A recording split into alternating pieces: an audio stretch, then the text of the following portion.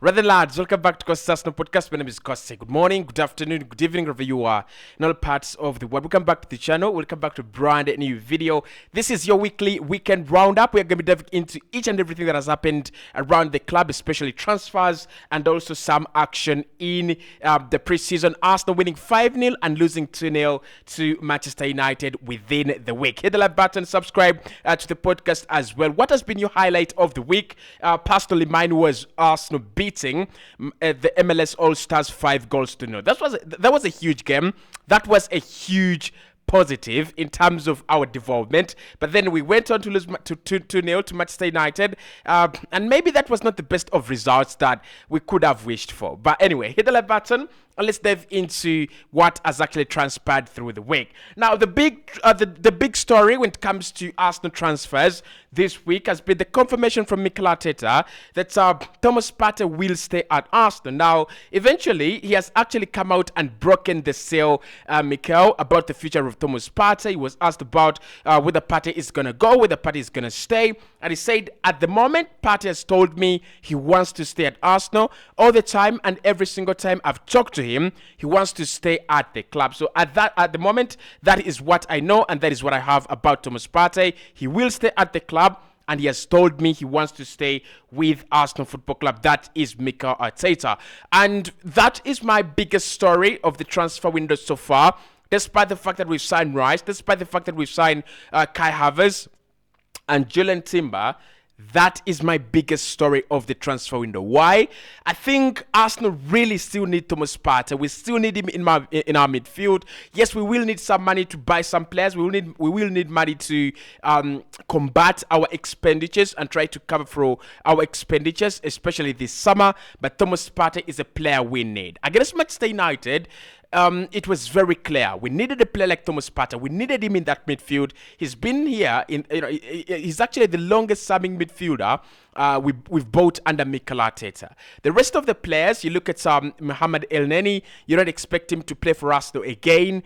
You look at Albert Samuel Lokonga, he's going to leave eventually. So Partey is the longest serving midfielder that we've got in that team. So we need to take him very seriously, and we need to keep him very, very well. So this week, Mikel Arteta has just confirmed that Thomas Partey plans to stay at Arsenal Football Club. Of course, the speculation around him from Al Nassr, Al Khaliji, Juventus, all that speculation is still there, with Fabrizio Romano saying that other clubs are still evaluating a huge move, a bigger bid to sign him. And of course, most sources still claiming that Arsenal will sell, given the fact that they're looking for a huge fee. If Arsenal can get someone who can table a huge fee, they will accept that. But at the moment, Arsenal are not in the rush to sell, and Thomas Partey is not in a rush to leave Arsenal. To be honest, I'm starting to feel like this is one of those relationships between Partey and Arsenal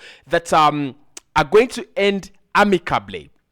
And Arsenal have told Thomas Partey probably, if a good offer comes in, we cannot turn it down. We're going to spend 50 to 100 million on a defensive midfielder. So if we get a good offer, we won't actually turn it down. We cannot turn it down, so we'll let you go. But in the case that there is no good offer, in the case that no one wants to give us the money we want, we would love you to stay at Arsenal. We would love to keep you for another 2 years. And what do you think about that? And Partey has agreed. He's literally gone, okay, if a good offer comes in and it satisfies your demands and it satisfies my demands as well, I will walk away. I will leave the club. But in the case that I still have another year at Arsenal, I still have another 2 years at Arsenal, I'm happy to stay here and I'm happy to help the team as well. I think it's really professional. It's really good from Thomas Partey, because at first I thought he was asking to get out of Arsenal, and it didn't make any sense.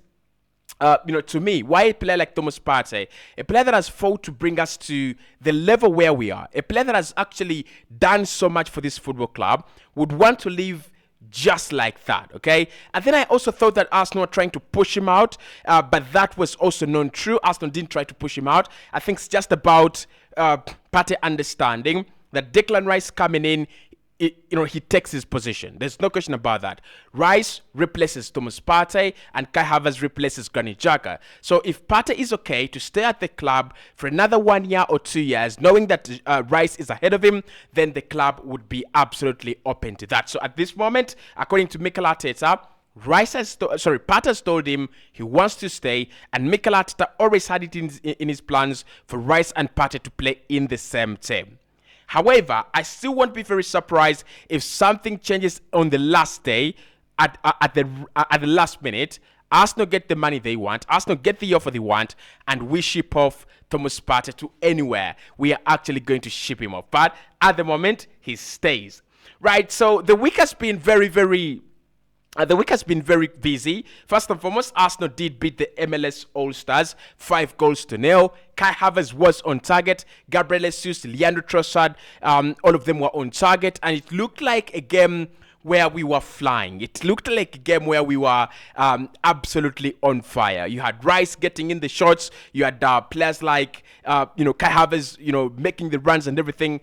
It looked very, very good. It boosted our confidence. It was a very good game in terms of the positives, the combinations between Rice, Timber, and Kai Havertz. It all seems like a partnership. It all seems like a relationship that will work. Now, the problem came 3 days later when Manchester United absolutely gave us a lesson to learn. 2-0 against us, with Kobe Mainu dominating and putting in a super performance, and Manchester United walked away victorious. Now, those are the two big highlights of the week, okay? Those are the biggest highlights of the week. Arsenal losing 2-0 and Arsenal beating MLS 5-0. You can only beat what is in front of you. And I've always said that. Like, the MLS were in front of us, so we beat them. And the Manchester United were in front of us, so we lost against them. The difference between the two games is one for me. We played a better side in Manchester United, and we need to prepare better when we are going to play better sides. I think the MLS All-Stars put in a physical fight. They put in a physical game. They actually gave us a very physical game, and there is a lot to learn from that game. But the Manchester United game was a different level. It was a different test, and it showed very clearly that we were either not ready for that test, or we literally got it wrong. I mean, there is a time when you just get something wrong. But that game, for me, it didn't have the feel of Arsenal got it wrong. It had the feel of we are not ready. We are not yet there.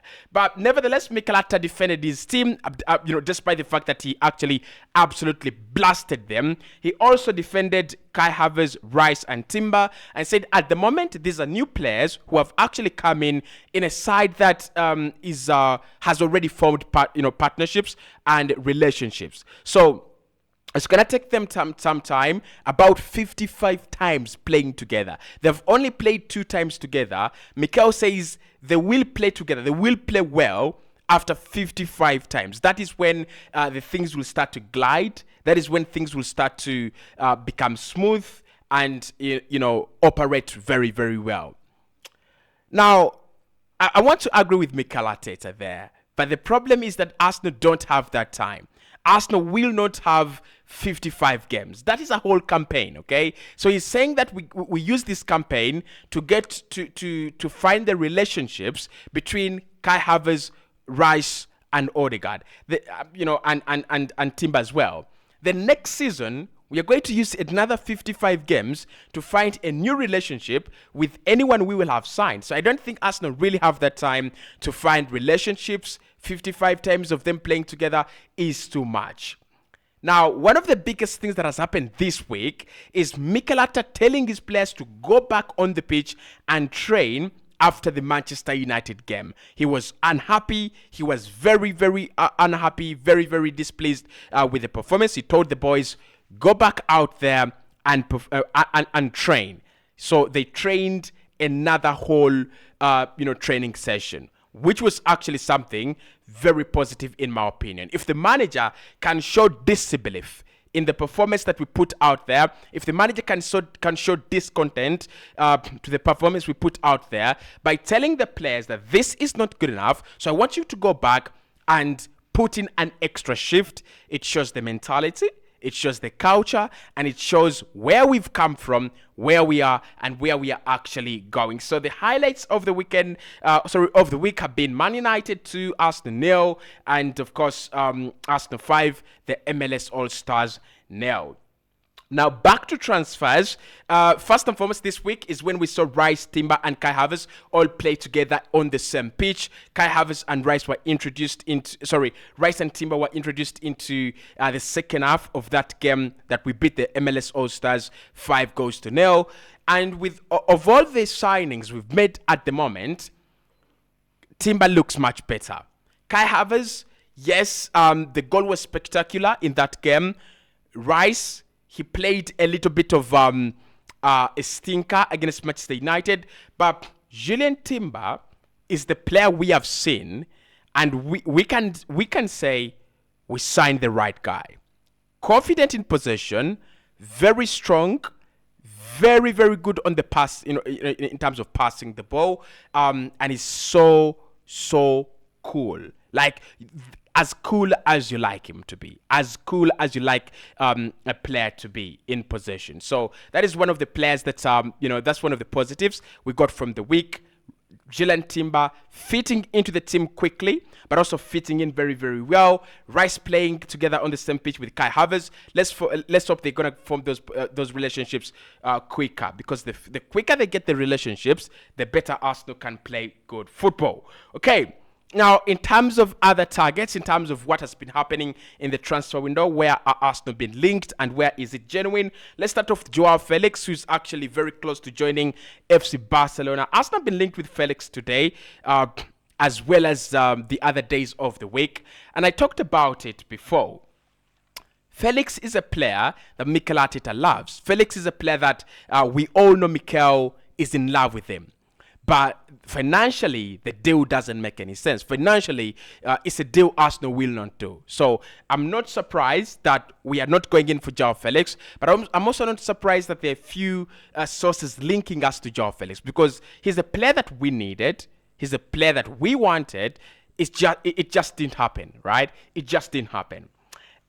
Still in the transfer market, Kylian Mbappe was put up for sale by Paris Saint-Germain starting on Thursday, and all potential buyers and all clubs that have the money, the vision, the determination, and the confidence to sign Kylian Mbappe should be already lining up. Mikel Arteta, talking about Kylian Mbappe this week, he said, I won't talk about players that actually do not play for us. Pep Guardiola, of course, did say that we all know where Kylian Mbappe wants to go, so there is no reason to waste our time on a player like Mbappe, who actually has set his sights and eyes on a very different project.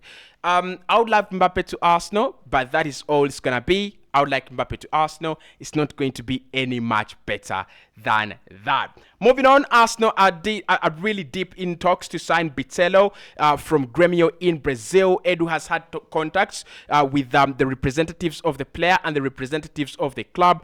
Grêmio are still asking for around 10 million euros to get the deal done, although they are only owning 70% of the player's rights. Now, we will see more about this one next week. Hopefully we'll get much more about this deal next week, but it's a deal Arsenal would love to do. Mohamed Kudus is another player that Arsenal have been linked with this week, with David Ornstein coming out to confirm that Arsenal are interested, but Chelsea have now asked for information, and they have made contact with Ajax in order to sign Mohamed Kudus. Now, the problem with Mohamed Kudus and the deal is that Arsenal will have to first sell players in order to get the deal done, and Chelsea do have some money after selling some players to the Saudi Arabia. What I believe in here is that Kudus will prefer to join Chelsea rather than Arsenal, given the fact that he's going to be playing as a backup player at Arsenal, and he will be guaranteed to start at Chelsea. With Enzo Fernandez only in that midfield, Caicedo is still becoming a problem. Mohamed Kudus could prove very crucial to the season Chelsea are going to have next season. So I won't be surprised if Kudus actually agrees personal terms with Chelsea and ends up at the Stamford Bridge. Douglas Luiz is a player Arsenal have been linked with this week, with reports claiming that if should Thomas Partey leave, Douglas Luiz is the player Arsenal are looking at. I really want to believe that Luiz is a player we are looking at, but that entirely depends on sales and entirely depends on who we are actually going to let go. Okay, so if Partey stays, Luis doesn't sign. I'd prefer to keep Thomas Partey. I'd prefer Arsenal stay with Thomas Partey rather than sign Douglas Luiz. I want Thomas Partey to be in that midfield next season. But he's been linked with Arsenal, and with Arsenal in this transfer market where we've been really, really good, anything can happen.